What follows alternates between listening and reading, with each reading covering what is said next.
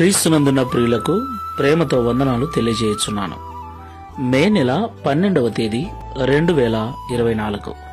ఈరోజు దేవుడు మనకు చేస్తున్న వాగ్దానం ఏమిటనగా యెషయా గ్రంథము 43వ అధ్యాయము 5వ వచనం. భయపడకుము, నేను నీకు తోడైయున్నాను. ఆమేన్. నా ప్రియమైన సహోదరి సహోదరులారా, భయము తల్లిదండ్రులు పిల్లల విషయమై, పిల్లలు ఎగ్జామ్స్ విషయమై, విశ్వాసులు పాపం విషయమై, అనేక సమస్యల విషయమై, అనేక అప్పుల విషయమై, అనేక రకాల ఆర్థికపరమైన ఇబ్బందుల విషయమై, అనేక రోగముల విషయమై, మరికొంతమంది అయితే భవిష్యత్తు విషయమై కూడా భయపడుతూ ఉంటారు. భయము లేని వారు లేరు. ఒకరు ఒక విషయంలో భయపడితే మరొకరు మరొక విషయంలో భయపడుతున్నారు. ఏది ఏమైనా మనమందరము కూడా భయపడుతూనే బ్రతుకుతూ ఉన్నాం. దేవుణ్ణి నమ్మినప్పటికీ, దేవుని మార్గంలో నడుస్తూ ఉన్నప్పటికీ ఏదో ఒక సందర్భంలో మనం భయపడుతూనే ఉన్నాం. నా ప్రియమైన సహోదరి సహోదరులారా, ఒక విషయం ఆలోచించండి. మనము భయపడటం వల్ల మన సమస్య తీరిపోతుందా? మన అప్పులు తీరిపోతాయా? రోగము రాకుండా ఉంటుందా? సమస్యలు వెనక్కి వెళ్ళిపోతాయా?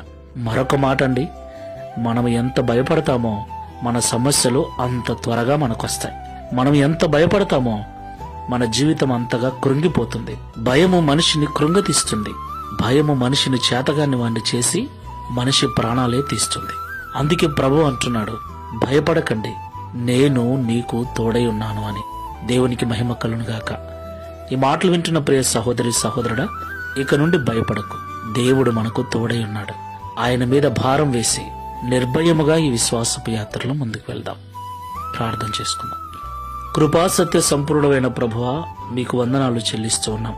భయపడకము, నేను నీకు తోడై ఉన్నాను అని ఈ ఉదయకాల సమయంలో మాతో మాట్లాడి మమ్మల్ని బలపరిచినందుకు, ధైర్యపరిచినందుకు స్తోత్రాలు.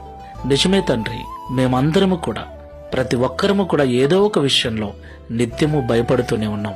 ఈ ప్రార్థనలో ఏకీభిస్తున్న వారిలో ఎవరెవరైతే ఏ ఏ విషయమై భయము కలిగి ఉన్నారో, ఆ భయము ద్వారా దిగులు చెందుతూ చింతాక్రాంతులై, వ్యాధులకు గురై, శరీరములో అనారోగ్యం పాలై, కుటుంబముల అసమాధానాన్ని కలిగి ఉన్నారో దయచేసి జ్ఞాపకం చేసుకుని వారి భయానికి కారణమైన పరిస్థితిని చక్కబరిచి భయాలన్నిటిని తొలగించి ధైర్యపరచండి.